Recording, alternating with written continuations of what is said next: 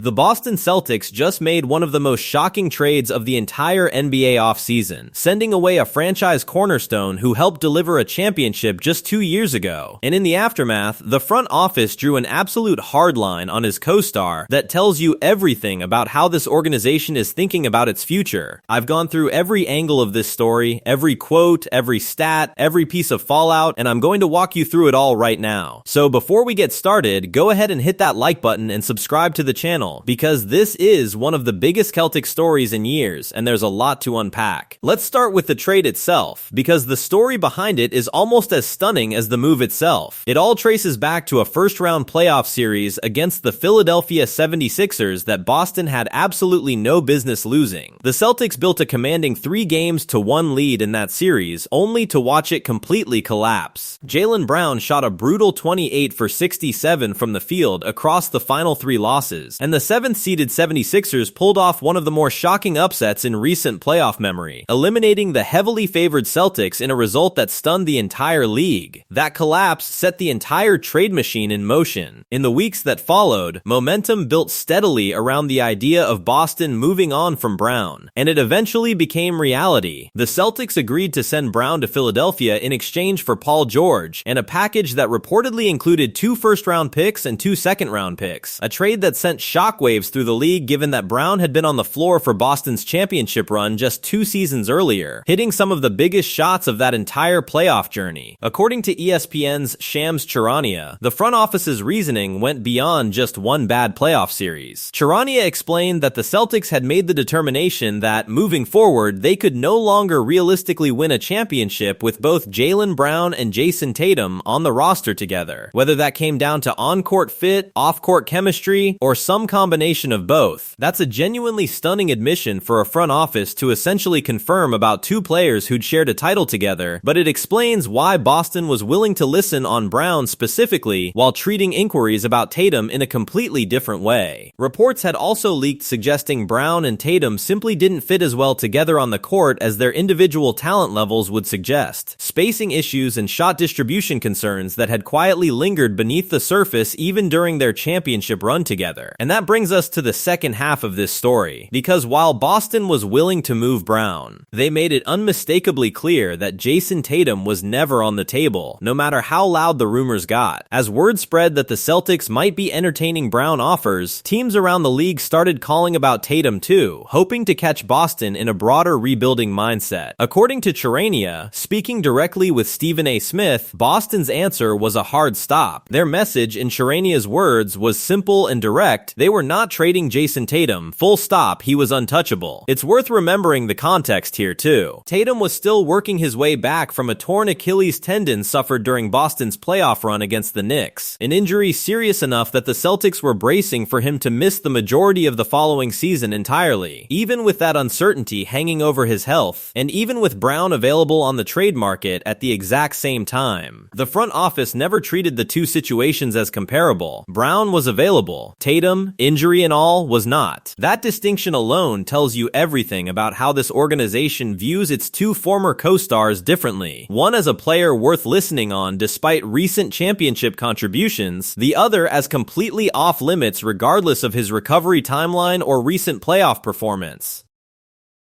Tatum's actual recovery has been a story worth following in its own right. He returned for the final stretch of the season and the abbreviated playoff run, and while his regular season shooting dipped to a career-low 41.1% as he worked his way back into rhythm, he actually improved significantly once the games mattered most, boosting his playoff shooting to 46.5% while still averaging over 23 points a game. That kind of late-season jump, combined with the front office's public refusal to even entertain trade calls, only reinforced just how central Tatum remains to whatever Boston builds going forward, locked into the final years of his 5-year, $314 million Supermax contract as the unquestioned cornerstone of this franchise. Going from a career-low shooting percentage in the regular season to a genuinely elevated level once the postseason arrived is exactly the kind of trajectory that gives a front office real confidence heading into a season where he's he's expected to shoulder even more offensive responsibility than ever before. The emotional fallout from the Brown trade has played out publicly too, and Tatum himself hasn't shied away from addressing it. During an appearance at the 2026 ESPY Awards, Tatum got noticeably candid when asked about the decision to move his longtime co-star, calling the whole situation weird and pushing back directly against any narrative suggesting he'd quietly signed off on Brown's departure behind the scenes. Tatum defended his 9-year relationship with Brown publicly, saying people had tried to pin the two of them against each other in the aftermath of the trade, and making clear that wasn't a fair or accurate read of how he actually felt about losing a teammate he'd won a championship alongside. It's a genuinely rare moment of public vulnerability from a superstar navigating the loss of someone who'd been by his side through nearly a decade of Celtics basketball, including the highest highs and lowest lows of his career to this point. There's also been a separate, uglier layer to all of this, with a Knicks fan publicly and offensively trying to lure Tatum to New York using language that Boston media quickly called out as racist. A reminder of just how ugly online sports discourse can get once a superstar's future becomes a topic of speculation, even when that speculation has zero basis in reality on Boston's end. Tatum himself has given no indication whatsoever that he has any interest in leaving Boston, and every report out of the organization continues to reinforce that he's viewed as the long-term face of this franchise, regardless of how the roster continues to evolve around him. So what does the roster actually look like now that the Brown era in Boston has officially ended? With Brown gone, Tatum steps in as the clear, unquestioned number one option for the first time in his career, no longer sharing top billing with a co-star he'd shared the ball with for nearly a decade, John Schumann of NBA. Com pointed out that while Paul George remains an effective two-way wing in his own right, he's unlikely to command anywhere near the offensive workload Brown once did at this stage of his career, meaning Tatum is realistically looking at a legitimate path toward career-high usage this coming season, assuming his health holds up through a full campaign. Beyond George, the roster now features Derek White and Peyton Pritchard holding down the backcourt, along with a notable free agent addition in center Mitchell Robinson, who joined Boston after parting ways with the New York Knicks earlier this offseason. Robinson gives this retooled Celtics roster real rim protection and rebounding at a position that's been in flux for Boston ever since Kristaps Porzingis was traded away and Al Horford departed in free agency during an earlier stretch of roster turnover, giving this front court a much-needed defensive anchor heading into the new season. Robinson's arrival is genuinely notable too, given how central he'd been to New York's own championship rotation just months earlier before ownership drew a hard financial line that pushed him out of Manhattan entirely.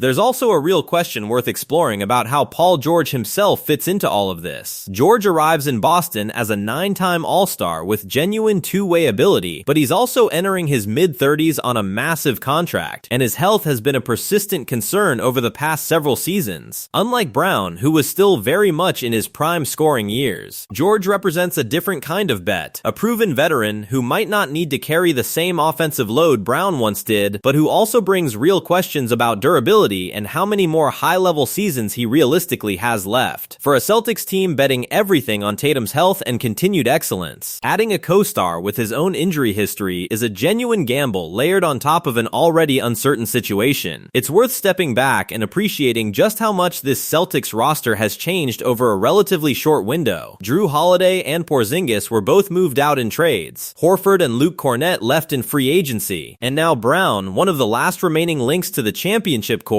is gone too, replaced by Paul George in a deal that fundamentally reshapes what kind of team Boston is building around Tatum going forward. That's an enormous amount of roster turnover for a franchise that was hoisting a championship trophy not that long ago, and it puts real pressure on this new look group to gel quickly, especially with Tatum still working his way back from a serious injury and now expected to shoulder a bigger offensive burden than he's ever carried in his career. Very few championship rosters undergo this level of turnover within just a couple of seasons, and how quickly this retooled group finds real chemistry could determine whether Boston remains a genuine contender or slides into more of a transitional, rebuilding adjacent phase. So here's where everything stands. The Celtics made the stunning decision to trade Jaylen Brown to Philadelphia for Paul George, a move the front office justified by concluding the Tatum-Brown partnership had simply run its course as a realistic championship formula. At the exact same time, Boston drew an absolute hard line on any Tatum trade discussions, calling him untouchable despite his ongoing Achilles recovery, and reaffirming that he remains the unquestioned face of this franchise for years to come. Tatum himself has publicly wrestled with the emotional side of losing a close friend and longtime teammate, even while embracing his new role as this team's clear #1 option, and pushing back against narratives suggesting he'd quietly welcomed Brown's departure. With Paul George, Mitchell Robinson, and a retooled supporting cast now in place around him, this is genuinely a new era of Celtics basketball, one built entirely around betting that Jason Tatum, healthy and fully unleashed, can carry this franchise back to championship contention on his own, without the co-star who'd shared that exact burden with him for nearly a decade. So tell me what you think. Do you agree with the Celtics' decision to trade Jaylen Brown and keep Jason Tatum, or do you think this rebuild around Tatum alone is a risky bet given his injury history? And how do you think Paul George fits into this new look roster given his own age and durability concerns? Drop your thoughts in the comments below. And don't forget to like this video and subscribe to the channel so you catch every update as it happens. I'll be back soon with more Celtics news.